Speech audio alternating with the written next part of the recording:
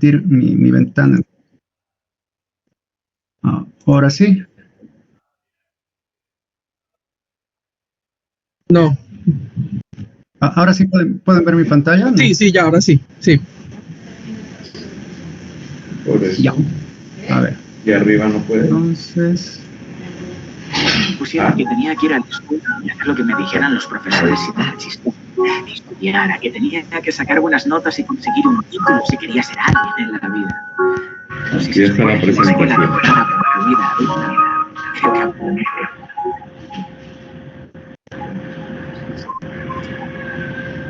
A mí nadie me enseñó a votar. Me obligaron a aprender que antes de comer hay que rezar. No sé cómo funciona el sistema parlamentario, pero el profesor me hacía bullying por mi vestuario. No se incentiva la iniciativa ni motivan a las mentes creativas con distinta perspectiva. Haz lo que yo te diga y no lo que yo hago. Crean robots idiotizados para no pensar demasiado. Nadie me enseñó cómo pagar impuestos, ni si estos son robados inflando los presupuestos. Disculpe, profesor, no he comprendido el temario, porque hay tanto político y tan mal servicio sanitario. 13 años me costó entender que venimos a la escuela a probar y no a aprender. Memorizar para olvidar en este cubículo es ridículo. No importa si eres el título. Enseñanza para ganar dinero. Enseñarte las bases de la economía primero. Es fácil manejarnos con la cabeza bien hueca sin saber lo que aceptamos al firmar nuestra hipoteca. ¿Qué es un preservativo y para qué se usa? Venga, no digas tonterías y hazme ya esa hipoteca.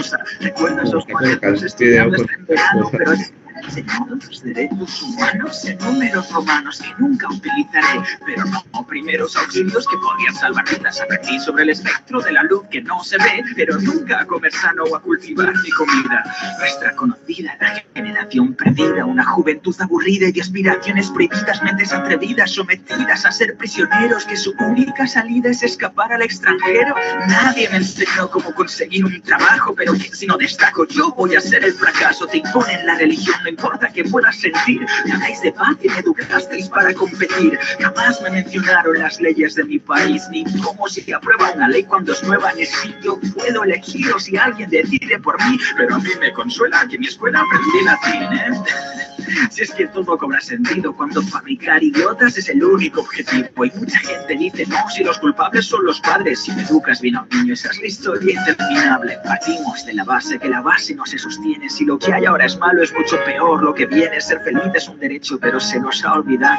Los niños quieren aprender, pero no crecer para ser esclavos. Perfecto. Ahora, se ve la presentación, ¿verdad? Sí, señor. Ya, entonces, bueno, esta es la introducción que preparamos para esta charla. Se llama La brecha de la educación en español, para contextualizar un poco quién soy yo. Mi nombre es Diego Guzmán Nagel, soy director de proyectos de Vida Expert. Tengo una certificación internacional en lo que es el uso de simuladores de negocios para cursos y para programas de pregrado y posgrado. Soy parte del Colegio de Profesionales de Marketing de Cochabamba. Mi licenciatura la hice en marketing en la Universidad Privada Boliviana. He tenido la oportunidad de vivir en 2 países, en Bolivia, donde resido ahora, y también tuve la oportunidad de vivir 2 veces en España haciendo mis maestrías, que tengo 3 maestrías. He participado en 3 conferencias internacionales y realizo 3 actividades de voluntariado. He dado clases en 5 universidades de Bolivia. Desde que terminé mi carrera, he iniciado 6 emprendimientos.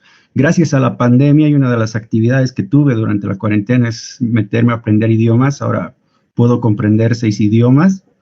He realizado 11 publicaciones, la mayoría de ellas internacionales, y durante 15 años estuve ligado a la academia, desarrollando más de 30 cursos universitarios creados y más de 40 versiones de un programa que desarrollamos de titulación de posgrado con simuladores de negocio, que gracias a este programa tuve la oportunidad de conocer al profesor Luigi Corbelletta, y gracias a este programa también hemos logrado más de 600 magísteres titulados con los programas de simulación. Y una un tema que surgió en esta experiencia es que veía cómo el rendimiento de gran parte de los estudiantes iba bajando, iba cayendo, y también acá en Bolivia tuve muchos problemas con las universidades. También percibía que la calidad de las universidades estaba disminuyendo de cuando empecé mi actividad académica, y es así que en agosto del año pasado decido realizar un parón a mi actividad académica y desarrollar un diagnóstico de la educación en Bolivia, tratar de ver qué es lo que estaba sucediendo en Bolivia. Y en el proceso de realizar este diagnóstico, descubrí que el problema no era solo en Bolivia. Lamentablemente, en mi país, en primer lugar, no podía hacer un diagnóstico de calidad porque no se tiene ningún programa de medición, pero sí pude analizar lo que es el rendimiento latinoamericano del programa PISA. Entonces vi en todos los países que han realizado este programa, en Latinoamérica desde el inicio, el año 2000 hasta el año 2018, pude identificar que Chile es el país que tiene probablemente el puntaje más alto, seguido de México, Uruguay y Costa Rica, pero algo que encontré en este proceso, y fue algo que empezó a llamar la atención, es la distancia que había de los países latinoamericanos respecto a lo que es el primer puntaje global. Entonces, considerando esta situación, surgió un constructo si había alguna relación del idioma con lo que es la educación, con el rendimiento educativo. Entonces, primero, para contextualizar la situación, identificamos los principales idiomas que existen en el mundo. Se identificaron 26 idiomas en varios aspectos. Primero, por la cantidad de hablantes nativos, o sea, las personas que tienen un idioma como lengua materna, como segunda lengua y también como idioma oficial. Y algo que encontramos en este proceso es que el español es la segunda lengua materna más importante del mundo, luego del chino y antes del inglés, el hindú, el bengalí, portugués, francés. Entonces, este fue un primer dato que nos llamó la atención, que la importancia del español como lengua materna. Pero en esta primera tabla también surgió esta información. Por cada persona que habla inglés, hay 3 personas que lo han aprendido en el mundo. Por cada persona que habla francés, por cada francófono, hay 2 personas que lo han aprendido, mientras que por cada persona que aprende el español en el mundo, hay 5 hispanohablantes. Entonces, y ahí completamos este constructo y surge la hipótesis que trabajamos en este estudio. ¿Por qué es tan poco atractivo el español en comparación a otros idiomas, considerando que es la segunda lengua más importante del mundo? Y es así que decidimos trabajar con un constructo y considerar si el rendimiento educativo era un factor por el que el español no sea atractivo. Entonces, lo que hicimos fue comparar el rendimiento escolar y realizamos un estudio a 3 niveles. Primero, a nivel escolar, a nivel universitario y a nivel científico. Y para el nivel escolar, lo que hicimos es trabajar analizando el rendimiento del programa PISA. Entonces, lo que hicimos fue trabajar con el ranking de los 30 primeros países en el programa PISA en el ámbito de habilidad lectora específicamente, porque este es el ámbito que mide la capacidad de comprender un idioma y la capacidad de resolver problemas gracias a este idioma. Entonces, algo que encontramos es que de los 30 primeros países del programa PISA no hay ningún sistema educativo en español. Otro aspecto importante, y lo que hicimos fue identificar los 30 países y después identificar los idiomas oficiales de todos estos países. Y en ningún momento está el español, y identificamos, bueno, en primer lugar en el inglés, Un segundo aspecto importante, que el chino tiene los 4 primeros lugares, los 4 mejores sistemas educativos en el último programa PISA del año 2018, son sistemas educativos en chino. Luego está el francés, el alemán y el portugués, y después muchos otros idiomas, y el español, ningún sistema educativo en español se encuentra en estos primeros lugares. Entonces, pasamos al rendimiento universitario, y para medir el rendimiento universitario utilizamos 2 rankings muy conocidos, muy populares. Hicimos el mismo trabajo, el ranking, Webometrics y el QS Stars. Entonces, identificamos las 100 primeras universidades, identificamos el país de origen de las universidades.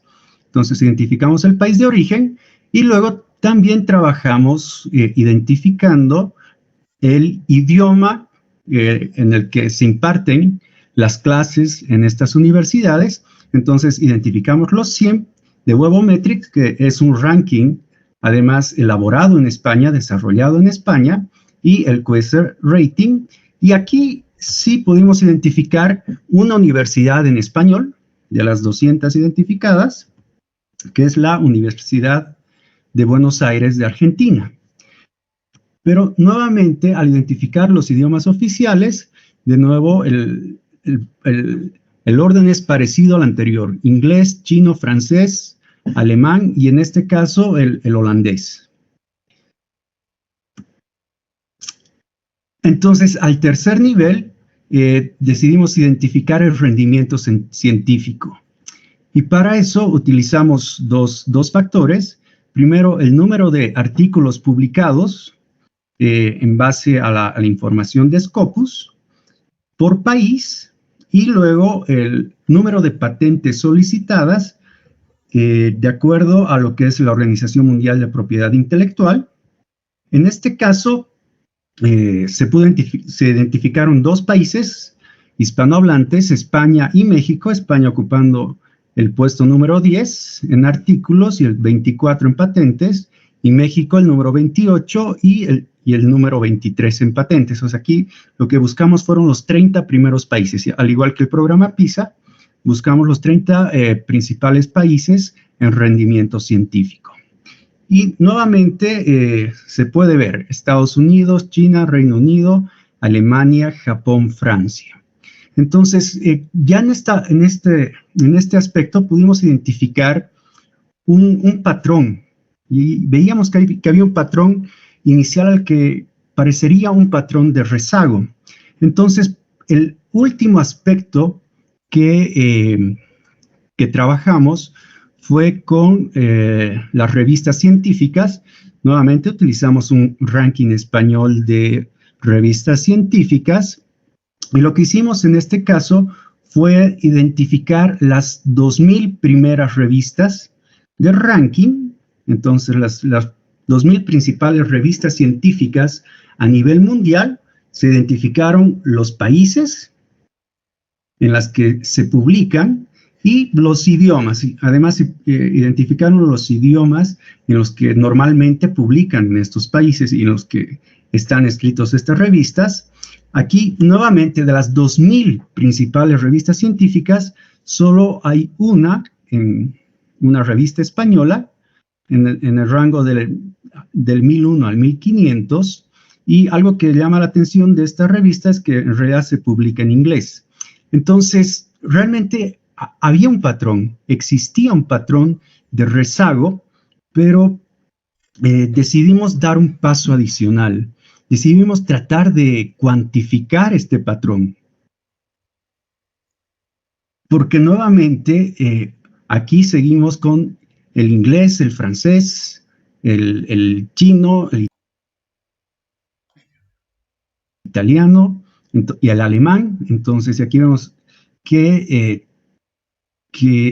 ya el patrón era muy tangible.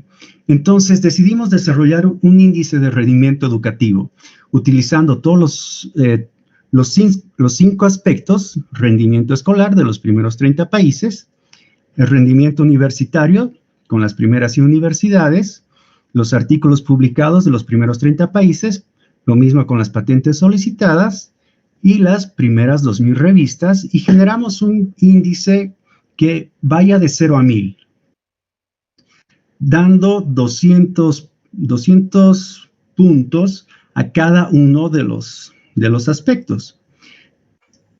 Y además decidimos generar un subíndice en base al índice de rendimiento educativo, que sería el rendimiento por millón de hablantes nativos. Entonces, y de esta manera poder comparar esta brecha.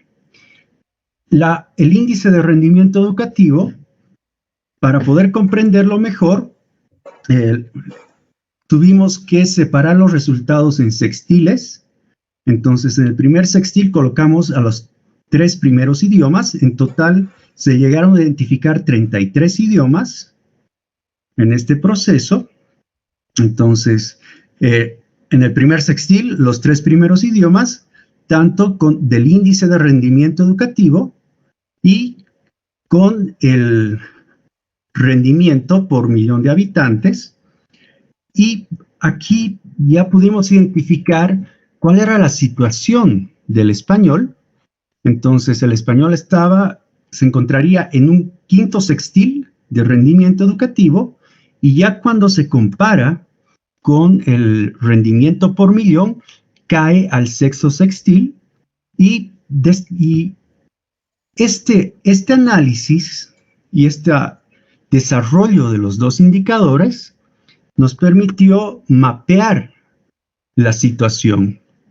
Entonces, de esta manera pudimos ver qué es lo que está sucediendo y cuál es la situación del español respecto al resto de los idiomas que se fueron identificando. Entonces, como veíamos en la segunda tabla, el español es el segundo idioma en importancia de hablantes nativos, pero se encuentra muy alejado de los 2 primeros, que son el chino y el inglés.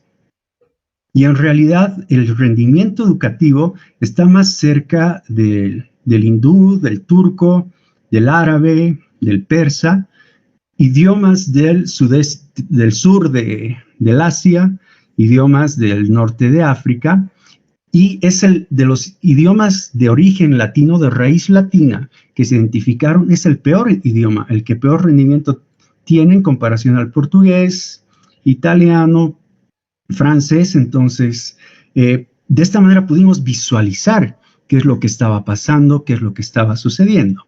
Y este mapa nos permitió sacar las primeras conclusiones, que la atractividad del español como idioma no es acorde a la importancia de nuestra lengua materna a nivel mundial, y una de las causas es la brecha que existe con la mayoría de los 33 idiomas que conforman el indicador de rendimiento educativo.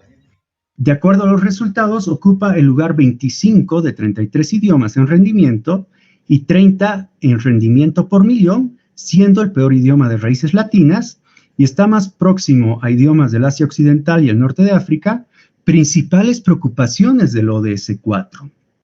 Entonces, para tratar de buscar un origen, para tratar de comprender qué es lo que estaba pasando, fuimos a un texto común y encontramos los objetivos de desarrollo sostenible, el objetivo 4 de educación de calidad, y aquí decidimos realizar un análisis semántico de lo que era de lo que estaba pasando. Entonces identificamos los 10 ámbitos que tiene el ODS 4. El primer ámbito es escuela, el segundo infancia, tercero educación superior, cuarto capacidades, quinto inclusión, sexto lo que es conocimiento, séptimo sostenibilidad, octavo infraestructuras, noveno becas y décimo movilidad.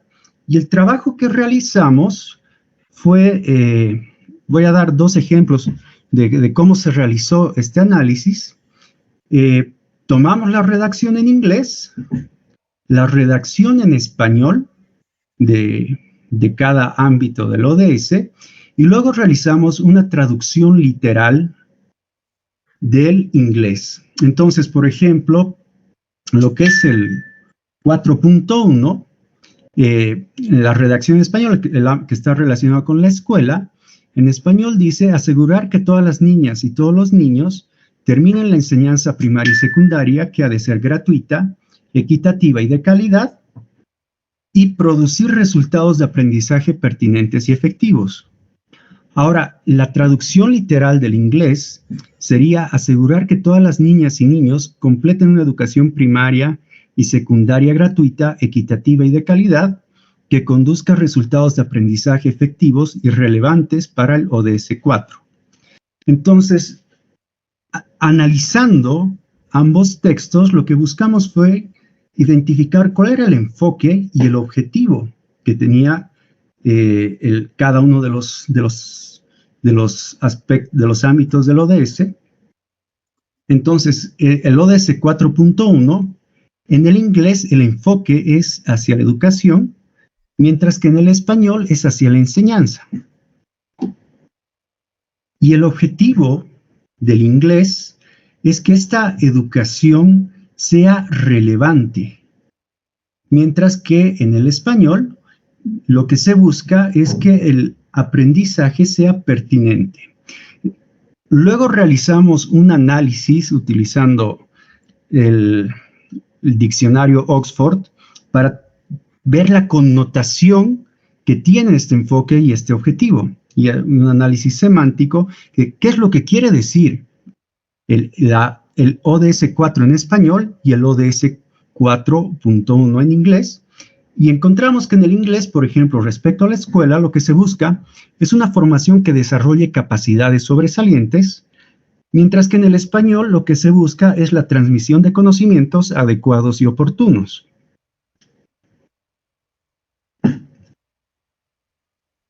Este análisis lo realizamos con todos los ámbitos del ODS 4.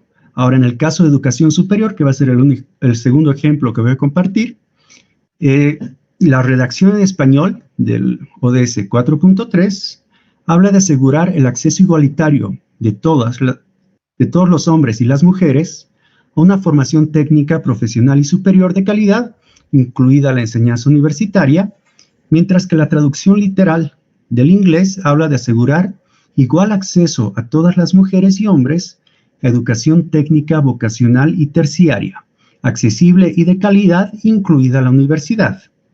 Entonces, nuevamente, haciendo el análisis de enfoque y objetivo, en el inglés el enfoque es hacia la educación, en el español es hacia la formación. El objetivo en el inglés es que esta educación sea vocacional, mientras que en el español la formación debe ser profesional. Entonces, ya viendo en el análisis semántico, se puede ver que en el inglés lo que se busca es el desarrollo de capacidades en base a los intereses e inclinaciones de las personas, mientras que en el español lo que se busca es la adquisición de conocimientos para recibir una remuneración o salario.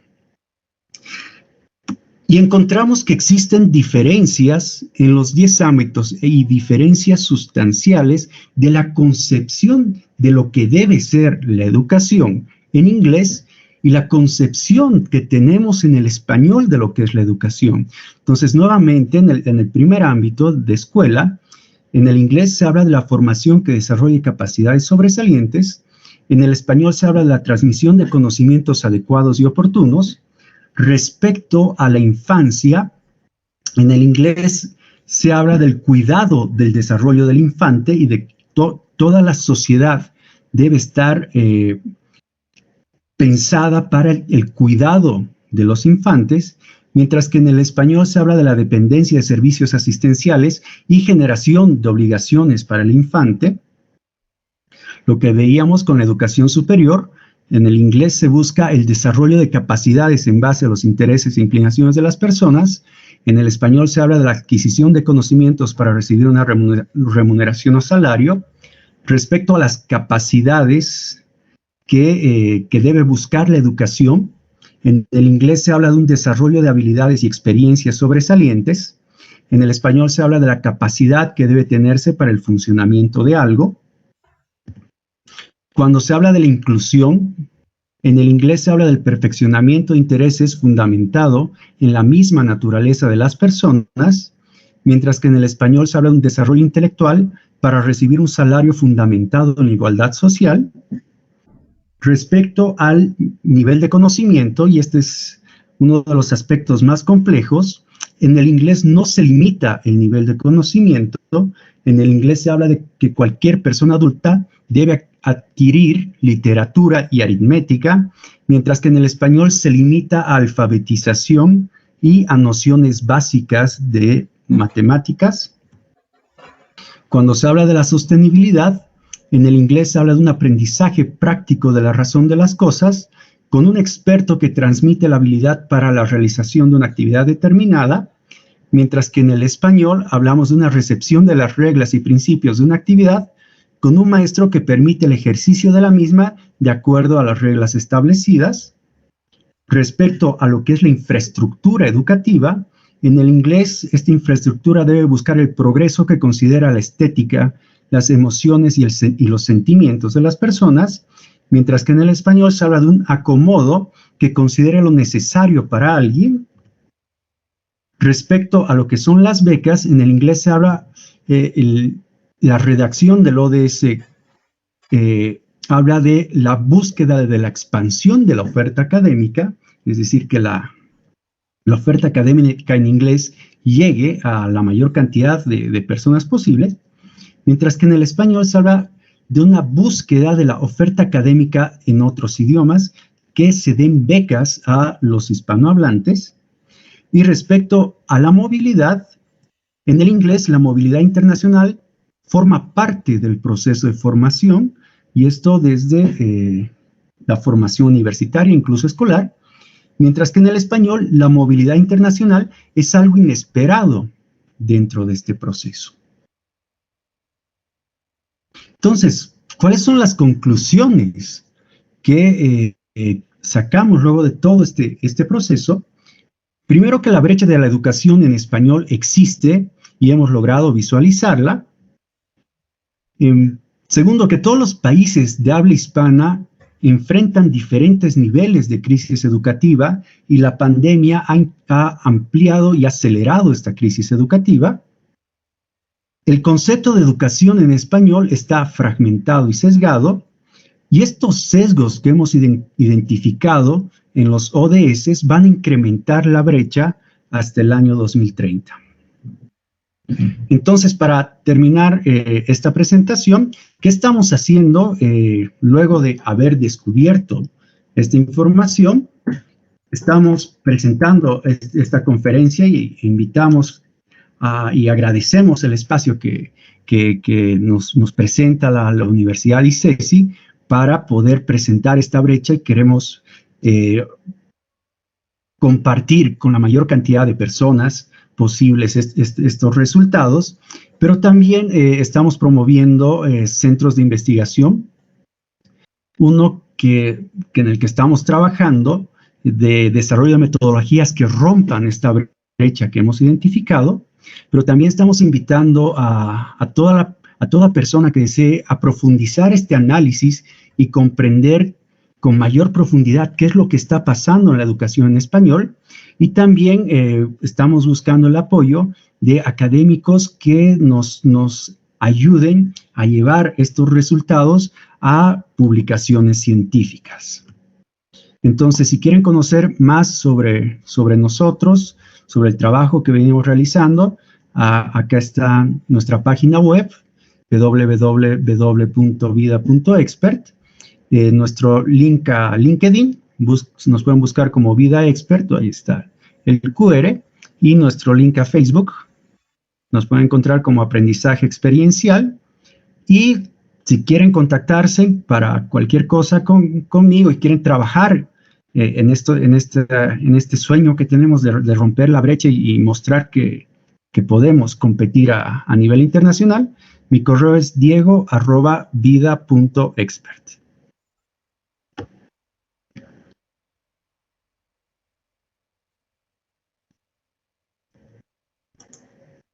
Diego, muchísimas gracias por tu presentación, muy interesante. Entonces ahorita abrimos los micrófonos a los profesores que tengan alguna duda, alguna inquietud, alguna observación. alguna reflexión en torno a las ideas y a los hallazgos que nos ha presentado Diego, su metodología. Adelante, si alguien tiene una pregunta.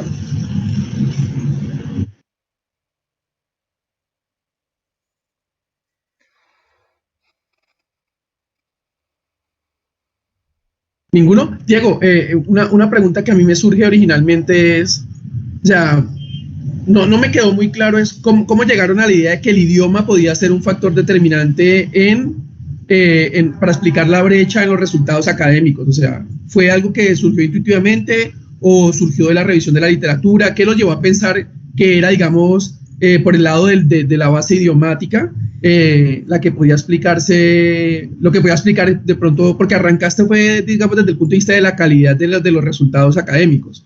Entonces, ¿qué lo llevó a pensar en el contenido idiomático? Bueno,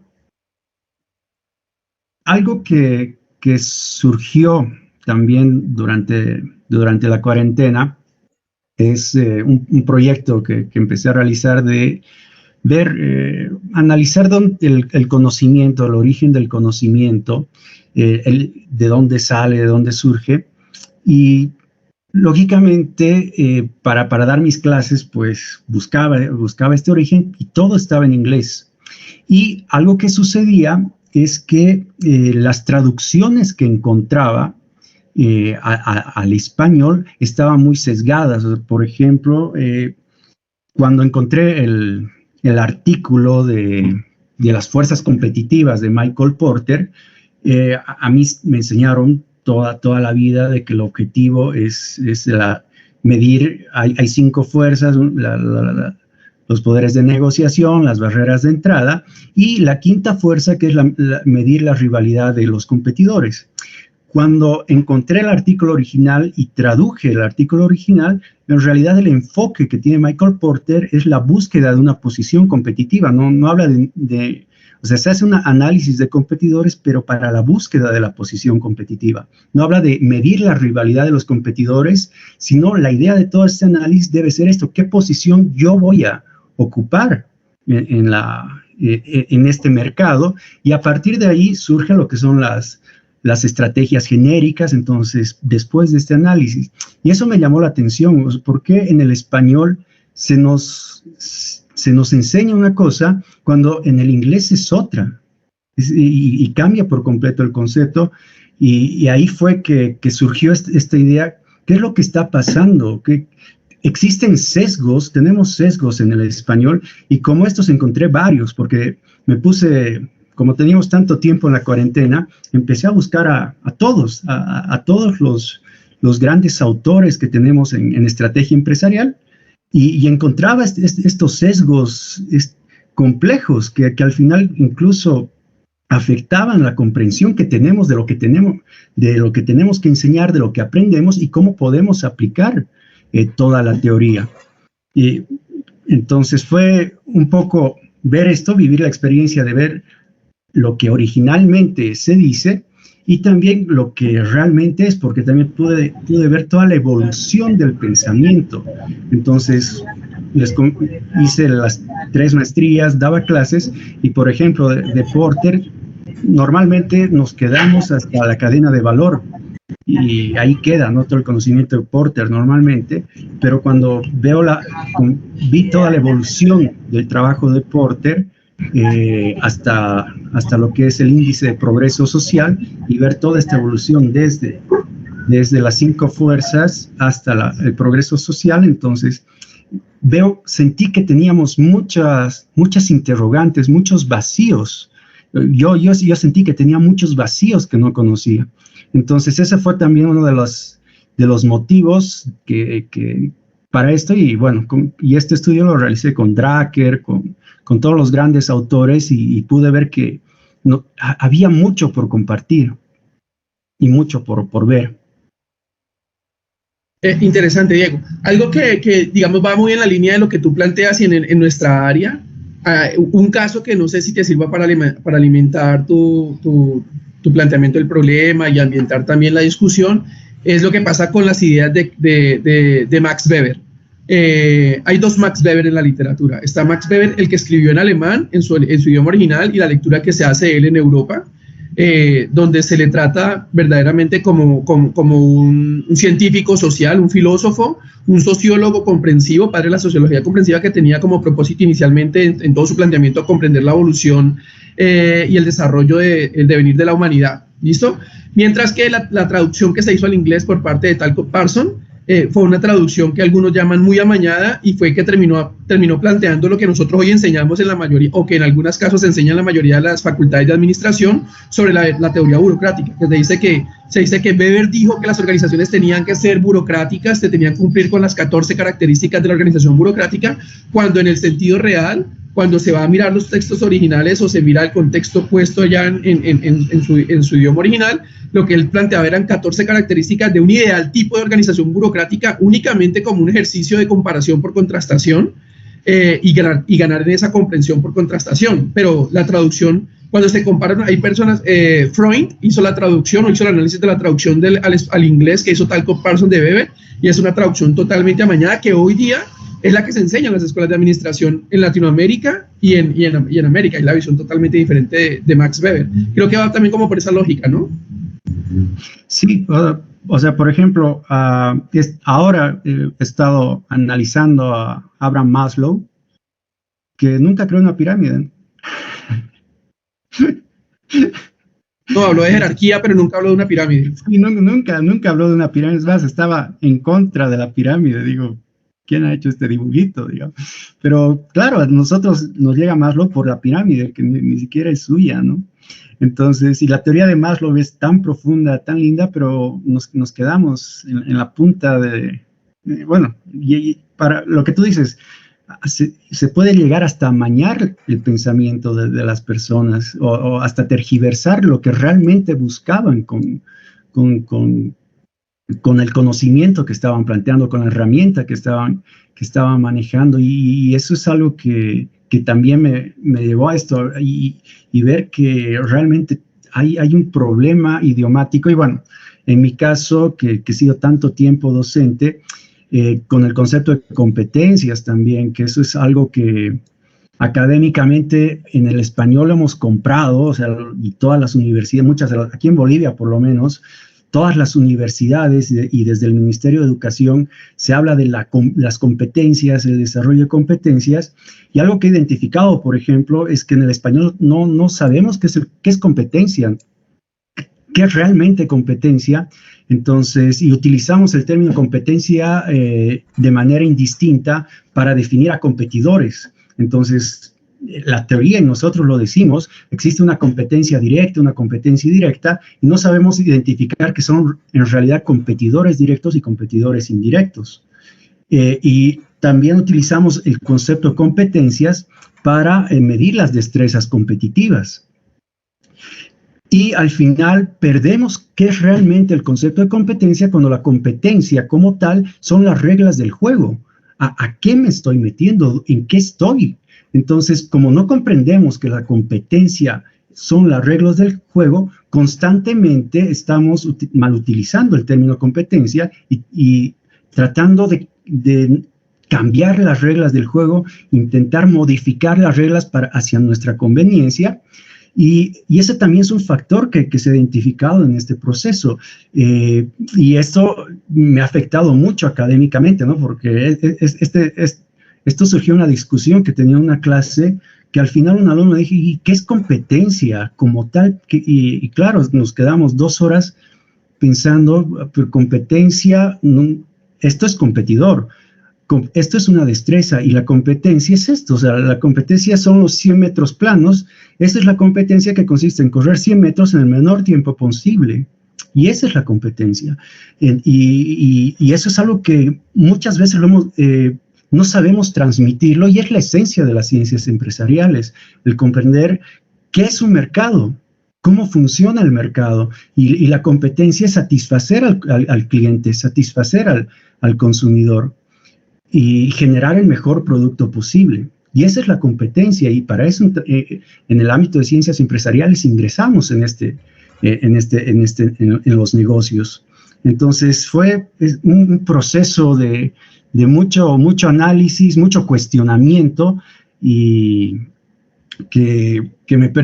personalmente me permitió ver este tipo de situaciones, ¿no? Y cuestionar mucho. Diego, desde el punto de vista antropológico, el maestro George Gusdorf decía que existía la hegemonía del conocimiento, ¿no? Que la hegemonía disciplinar, que hay ciertas disciplinas que se creen superiores a otras e imponen su lenguaje, imponen su forma de pensar, de ver el mundo. Lo vemos también en la investigación, donde la investigación cuantitativa pues trata de imponerse sobre la investigación cualitativa y ver con malos ojos a aquel que piensa diferente o quiere hacer investigación que no sea el mainstream.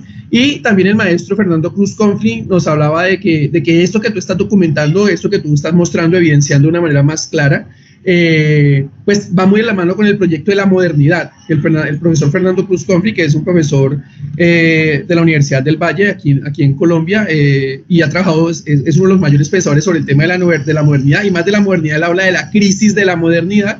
Él dice que el proyecto capitalista tenía un proyecto económico que es el que se impone desde Estados Unidos y demás, pero también tenía un proyecto cultural, pero ese proyecto cultural nunca se desarrolló porque nunca el nivel de pensamiento, el nivel de criticidad, el nivel de reflexión en torno a otros elementos diferentes al mercado se desarrolló, y lo que tenemos hoy día es una contemporaneidad. Eso también refleja un poco tu idea, ¿no? Que es una hegemonía del idioma inglés imponiéndose sobre los otros idiomas y nosotros perdiendo algo de nuestra idiosincrasia. ¿O cómo ves tú allí eso?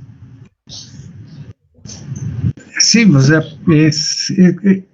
existe esta hegemonía y en muchos ámbitos, porque justo ahora que hablabas, por ejemplo, a mí se me vino a la mente la hegemonía de la APA, por ejemplo, para los trabajos académicos. Y es psicólogo, entonces todos los trabajos académicos, no importa el área de conocimiento, tenemos que manejarnos mediante el trabajo de psicólogos y de la psicología. Y el trabajo académico de la psicología muchas veces es muy diferente a la actividad que tenemos nosotros en las ciencias empresariales.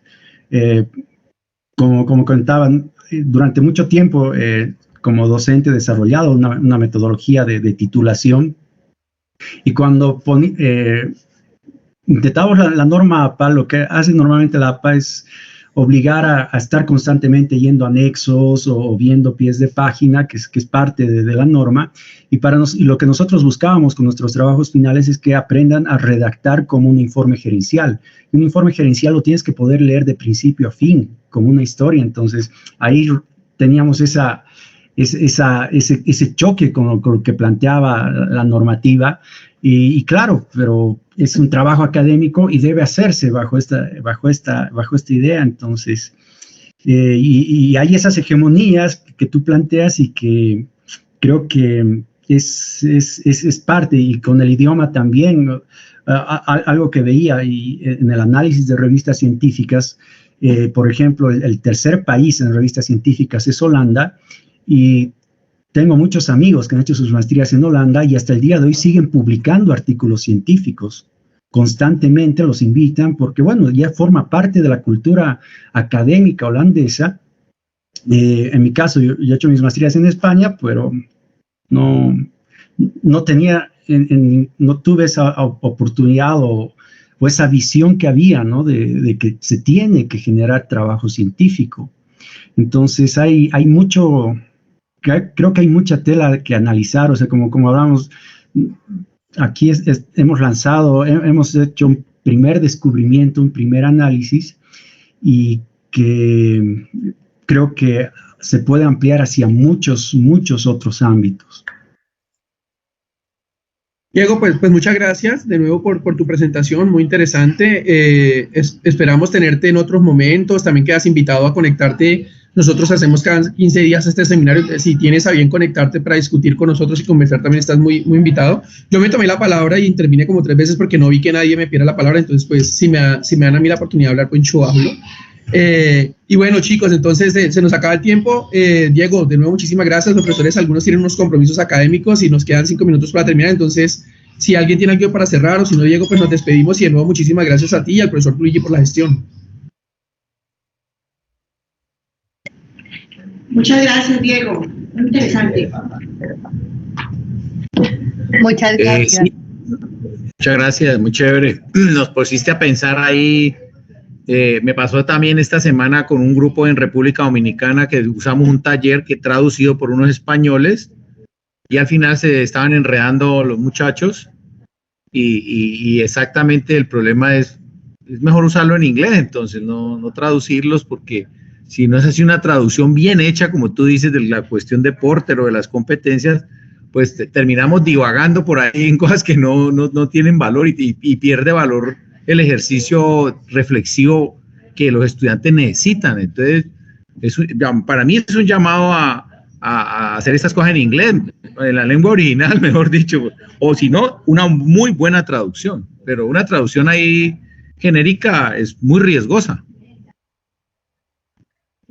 Gracias, yo iría a pensar en español, la invitación es a pensar en español y también a dignificar el idioma y a veces toca dar unas peleas contra unos molinos de viento, pero pues alguien tiene que darla. Esperamos que Diego sea ese Sancho Panza que aliente muchos Quijotes. Diego, muchas gracias de nuevo, que estés muy bien. Un abrazo para todos. Muchísimas gracias y un gusto poder llegar hasta Cali, hasta Colombia. Y bueno, estamos a disposición para participar en todas las actividades que realicen.